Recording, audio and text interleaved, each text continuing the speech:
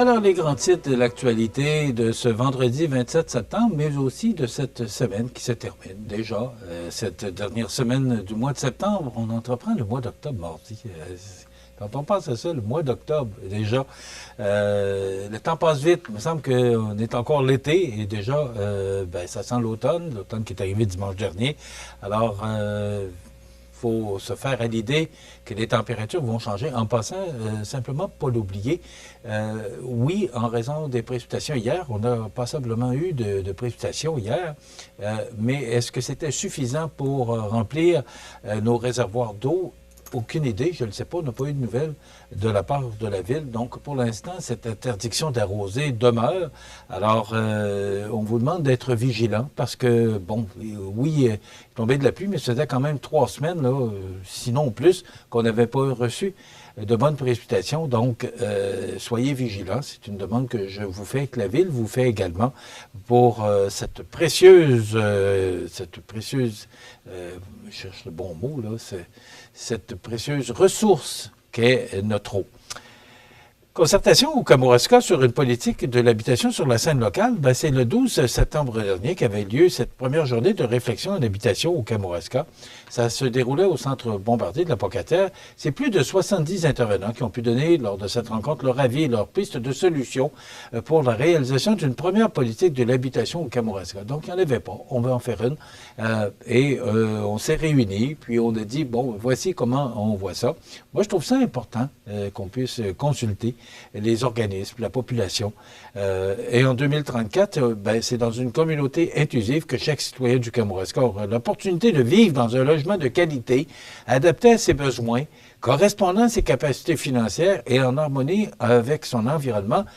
C'est sur cette dernière que reposera la politique d'habitation au Kamouraska, qui sera inclusive et dont la responsabilité de mise en œuvre là, sera partagée entre les intervenants du territoire. C'est du moins le souhait de Mme Nancy Fortin, chargée de projet en habitation pour la MRC. Bon, on se dit dans 10 ans, voilà ce qu'on voudrait. Alors, on émet une politique, il y a des rencontres qui vont avoir lieu, on se met des points importants, puis on dit, bon, en 2034, il faut vraiment qu'on soit arrivé, on se donne 10 ans pour que cette politique soit respectée, puis que nos gens du Kamouraska puissent vivre et surtout être capables de payer leur loyer puis de vivre convenablement dans un environnement sain. C'est du moins ce que souhaitent ces gens qui se sont réunis. Alors, il y a une politique régionale en habitation du Kamouraska qui sera probablement déposée au Conseil de la MRC en début d'année 2025 pour son adoption officielle. Donc, d'ici là, suite à ces rencontres, on va établir cette politique et on souhaitera qu'elle soit adoptée. On revient sur le dossier de la piscine du Cégep. Vous allez dire, oui, mais il revient encore là-dessus. Oui, parce que je considère que c'est un dossier extrêmement important. Imaginez, juste imaginez, qu'on n'a plus de piscine Guylaine Cloutier à Montmagny. Faites juste l'imaginer. Vous allez dire qu'elle est désuète. Oui, c'est vrai. Mais avec le projet du complexe culturel et sportif en santé durable, on aura la piscine, ou une piscine à la hauteur de nos attentes, parce qu'on dit que ce sera une piscine, je le mets sous réserve, là, de style olympique. Là. Alors, c'est une belle amélioration qu'on va apporter. Mais pour les gens qui s'en souviennent, là, bien avant l'arrivée de la polyvalente, dans le temps, il y avait l'école Cazot, là, qui est aujourd'hui le Cégep, et il y avait l'école Notre-Dame, là, qui était entre l'école Cazot et le McDonald's. Et cette piscine servait, au début des années 70, elle était là.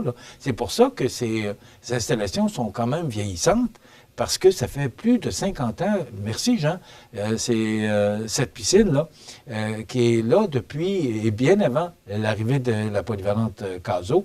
Et essayez d'imaginer que demain matin, on n'a plus cette piscine, puis regardez dans le projet du complexe culturel qu'on vient d'annoncer, là, avec tout près de 70 millions d'investissements dans la région, on va avoir une piscine. Alors, pour les gens de Kamouraska, parce que la piscine du Cégep de la Pocatière, c'est la seule qu'il y a entre Montmagny et Rivière-du-Loup. Et ce sont les gens, elle sert pour les gens de la MRC de Kamouraska et aussi la MRC du Lillet. Bon, et les gens du Lillet, qui sont plus près, comme M. Caron nous l'expliquait, là, le maire de Saint-Jean-Port-Joli. Et ces gens-là sont plus près de la Pocatière que de la... Moi, je vous dirais que c'est pas mal à mi-chemin, mais en tout cas, on nous dit que majoritairement, les gens de Saint-Jean-Port-Joli, du moins c'est ce que le maire Caron nous a dit, descendent et vont à la Pocatière. Les gens de Lillet, majoritairement, viennent ici. Ça commence à faire du monde, mais ce qu'on mentionne aussi, et moi c'est ce que j'ai retenu, c'est que la fermeture de cette piscine se fait sentir dans la communauté depuis maintenant près d'un an et demi, notamment en termes de sécurité aquatique. La piscine du Cégep étant la seule piscine publique intérieure disponible entre Rivière-du-Loup et Montmagny, alors qu'elle dessert spécifiquement les communautés de la MRC de Kamouraska et de Lillet. Donc, c'est essentiel. Oui, les jeunes apprennent à nager, mais ça va plus loin que ça. Il y a des compétitions. Moi, je connais des gens là, qui ont participé depuis leur très jeune âge là, à des compétitions qui avaient lieu ici à la piscine de Guylaine-Cloutier. Donc, oui, je trouve que c'est un dossier important, mais c'est 11,9 millions de dollars. C'est que ça a tellement traîné, ce projet-là, qu'on est maintenant à des coûts exorbitants de près de 12 millions de dollars. Il y a 6,7 millions de ramassés, et là, il en manque 5,2. Alors, il faut trouver cet argent-là dans la communauté. Alors, c'est la communauté qui devrait investir, et là, ben, on regarde du côté de la MRC, on regarde du côté du Cégep, à voir combien on serait capable, parce que le Cégep a déjà payé près de 1 million de dollars dans ce projet-là. Alors, c'est une histoire à suivre, mais vous allez en entendre parler, parce que je considère que c'est un dossier extrêmement important pour la MRC de Montmagny. De Kamouraska. Maintenant, la Chambre de commerce, parce qu'on parle d'un lien routier, ben, c'est le troisième lien, c'est pas compliqué. Et là, les gens de Kamouraska qui disent « Hey, c'est important pour nous autres aussi, là. » Parce que là, le maire de Saint-Vallier, M. Vallière, Alain Vallière, travaille fort. Il y a un comité là, qui a été formé dans Bellechasse là, pour pousser, si c'est le bon terme, là, le gouvernement à réaliser ce projet-là. Je ne sais pas si vous avez entendu parler de quelque chose, mais moi, je n'ai pas entendu parler du premier ministre. Là. Il a dit que ce troisième lien-là allait se faire. Mais depuis ce temps-là, on n'entend plus parler. L'idée, et moi, je retiens cette idée-là, c'est sûr que ça ne fait pas l'unanimité pour les gens de l'île d'Orléans, mais que ce troisième lien-là soit... On parle de faire un pont à l'île d'Orléans de 2,7 milliards. Pourquoi on ne joindrait pas? Et c'était ça, parce que moi, ça fait 40 ans que je suis dans le monde des communications, Montmagny, là. Ça fait 40 ans que j'entends parler de ce projet-là. Et dans le temps, c'était à Beaumont. On traversait à Beaumont par l'île d'Orléans. Donc, il y avait un Beaumont, l'île d'Orléans, et là, l'île d'Orléans, sur la côte de Beaupré. Et depuis ce temps-là, ben, comme moi, vous avez entendu parler de toutes sortes de projets. Mais je pense que c'est le projet qui serait le plus approprié parce que déjà, on parle de faire un pont de 2,7 milliards. Il me semble que c'est ça, 2,7, 2,8. En tout cas, c'est pas 100 millions qui va changer de quoi quand on est rendu à 2,7 milliards. Mais déjà, il y a une partie du fleuve qui serait couverte. Alors, il ne resterait que de l'île d'Orléans à Beaumont. C'est sûr que les gens de l'île d'Orléans ne carburent pas à cette idée-là. Mais à un moment donné, il faut penser à la majorité des gens qui sont concernés. Et aussi, essayez d'imaginer qu'on n'a plus besoin de faire le tour par Lévis, Québec, Beauport, puis passer pour se rendre sur la côte de Beaupré, dans Charlevoix. Et essayez d'imaginer les retombées à partir du moment où les gens pourraient voyager et traverser et ne pas avoir besoin de passer par Québec. Alors, pour nous autres, ici, sur la Rive-Sud, que ce soit à partir de Lévis jusqu'à même, je dirais, Gaspé, c'est épouvantable les retombées économiques qu'on aurait par rapport à ce troisième lien-là. Alors, on ne peut pas faire... Et moi, je vous dis, là, j'embarque et je vais aider tous les gens tous les organismes là, qui supportent ce projet-là. Moi, j'embarque là-dedans. Puis CMA-TV va embarquer parce que je crois tellement qu'au niveau économique, ça peut nous apporter. Alors, on va souhaiter que ça se passe puis que ça puisse se réaliser. Dans le bulletin de nouvelles de ce matin, on aurait dû vous annoncer que la Sûreté du Québec a procédé à l'arrestation de Nicolas David, 40 ans, un citoyen de la municipalité de 850 âmes. Mais c'est dans le Journal de Québec. On l'avait sur notre site Internet hier. C'est un oubli de ma part et je m'en excuse. Alors, hier, on a procédé à l'arrestation de cet homme qui aurait fracassé le pare-brise de la camionnette du maire Alain Talbot, le maire de Saint-Paul de Montmagny, à l'aide d'une brique. Donc, ça s'est passé samedi dernier aux alentours de 8h30. Alors, il devait se présenter au palais de justice de Montmagny. On n'a pas plus de détails. Et c'est dans le Journal de Québec sous la plume de Vincent Desbiens ce matin. Le maire de Saint-Paul de Montmagny demande à la Fédération des Québécoises des municipalités et au ministère des Affaires municipales d'éclaircir les dispositions de la loi 57 pour la protection des élus. Cette loi qui a été votée récemment. On veut avoir un résumé pour savoir comment cette loi peut nous servir. C'est M. Talbot qui parle dans le Journal de Québec de ce matin. J'espère que ça va améliorer les choses, sincèrement. Je ne critique pas ceux qui font les lois. Ce n'est pas facile d'avoir quelque chose qui va être applicable. Alors, il y a une loi qui a été votée pour protéger les élus. Moi, je suis entièrement d'accord qu'on doit appliquer cette loi-là. Parce que si on veut avoir des élus, si on veut que nos gens se représentent, il faut les protéger. Puis des gestes comme on voit là, il y en a de plus en plus. Donc, il faut protéger nos élus. Il faut appliquer cette loi 57. Donc, le bonhomme qui a été arrêté, qui devait passer hier au palais de justice de Montmagny, c'est une histoire à suivre. Toujours dans le Journal de Québec de ce matin, vous avez entendu parler de cette histoire là, qui s'est passée à Frampton, là. Ce jeune homme de 14 ans là, qui est décédé.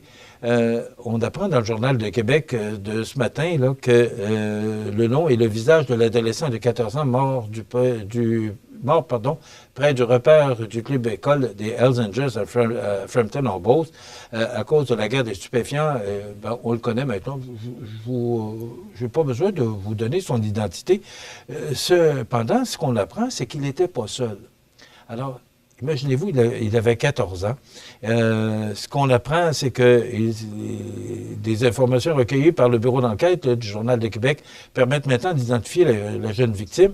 L'adolescent qui fréquentait l'école secondaire Antoine de Saint-Exupéry se serait enfui du domicile familial le soir précédent les événements, selon toujours le Journal de Québec, sous la plume d'Élisa Cloutier, Maxime Delalande, Catherine Lamontagne et Joël Arcan. Ce sont eux qui ont produit ce texte dans le Journal de Québec de ce matin. Mais ce qu'on apprend aussi, c'est que l'autre adolescent, parce qu'il n'était pas seul, l'autre adolescent impliqué dans cette affaire a depuis été rencontré par les policiers et souffrirait d'un important choc post-traumatique, rapportent les sources. Donc, imaginez-vous, et les informations du Journal de Québec indiquent également qu'ils étaient bien connus des services policiers malgré leur jeune âge. Une tierce personne qui reste encore à identifier était aussi sur les lieux, selon le Journal de Québec. Alors, quand on lit ça, des jeunes de 14 ans, là, ça nous effraie. Ce qu'on voit, par exemple, c'est que la Sûreté du Québec semble bien au fait, de bien connaître ces gens-là, mais quand même, quand on lit ça, ça donne froid dans le dos. Des jeunes de 14 ans, là, c'est une histoire vraiment triste à lire. Hier, on parlait j'ai entendu, je pense que c'est sur les ondes de TVA, mais je ne suis pas certain, là, c'est TVA ou Radio-Canada, moi j'écoute les deux.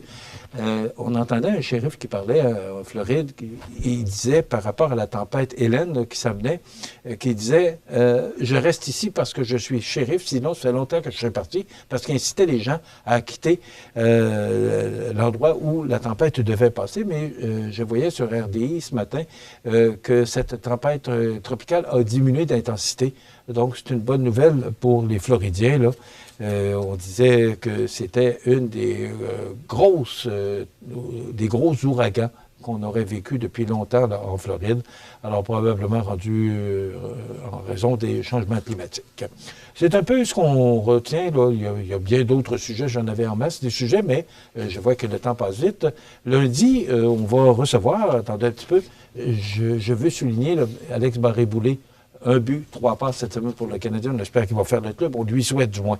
Pas demain, mais lundi, on reçoit Harold Bouffard et André Landlois de Marchand de Bonheur. Ils viennent nous faire le bilan du festival rétro qui s'est déroulé au mois d'août dernier. Et on reçoit Richard Lemieux, copropriétaire de l'Hôtel Loiselière, qui va nous parler du million investi pour les bornes de recharge à l'Hôtel Loiselière et au Désine. Il y a le bingo qui se déroule pour les Chevaliers Colons à l'église Saint-Thomas. C'est à compter de midi. Je vous souhaite de passer une excellente fin de semaine. On se retrouve lundi. Bon week-end. Vous regardez CEMA TV, le réseau de l'information sur la Côte-du-Sud.